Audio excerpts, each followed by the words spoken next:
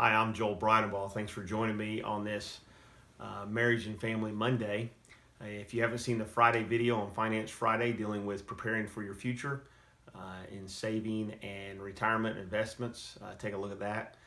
Tomorrow I'll be dealing with Select a Bible Topic Tuesday, so I'll put some options out there tomorrow morning via Twitter and Facebook so you can take a look and cast your vote. But I want to deal with you tonight on making the most with your family time on marriage and family. So this with your wife, with your kids, and understand what Deuteronomy chapter 6 says. That's really foundational to family and to parenting, especially in light of how to utilize God's word. And Moses tells Israel, he says, "Listen, Israel, the Lord our God, the Lord is one. Love the Lord your God with all your heart, with all your soul, and with all your strength.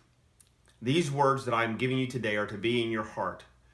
Here's verse 7. "Repeat them to your children. Talk about them when you sit in your house and when you walk along the road, when you lie down and when you get up." So what he says is we ought to take an opportunity to take God's word and share it with the next generation, the children. It can be grandchildren as well.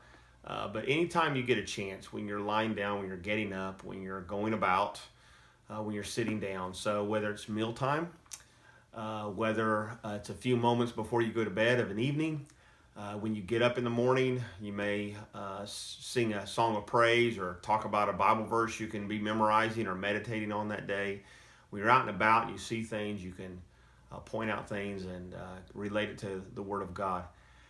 What he says is the Christian faith is the most important part of our lives, and it's something that shouldn't be just near and dear to us as individuals and to husband and wife, but also to what we pass on to the next generation. So take advantage. Look around. Jesus was great at looking at the fields and looking at life issues and relating God's word to it. And just with a little bit of thought, you can do the same as you encounter things. And so if you're stuck in traffic, you may want to talk about a lesson on patience and how we need to wait on the Lord, and maybe patience of Job or the patience of Elijah, things that James talks about in his writings, for instance. If you're talking about relating to coworkers, you might look at text on loving your neighbor as yourself, or even how masters and slaves, because that's very close to an employer-employee relationship today. Talk about those kind of texts out of Colossians 3 or Ephesians 6.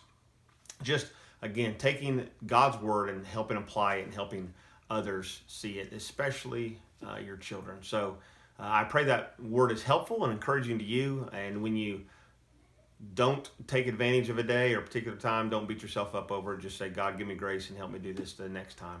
And you'll be amazed at what God will let you do as he works through you. So I hope this is helpful to you, and I look forward to seeing you again next time. So God bless you and have a great time with your family.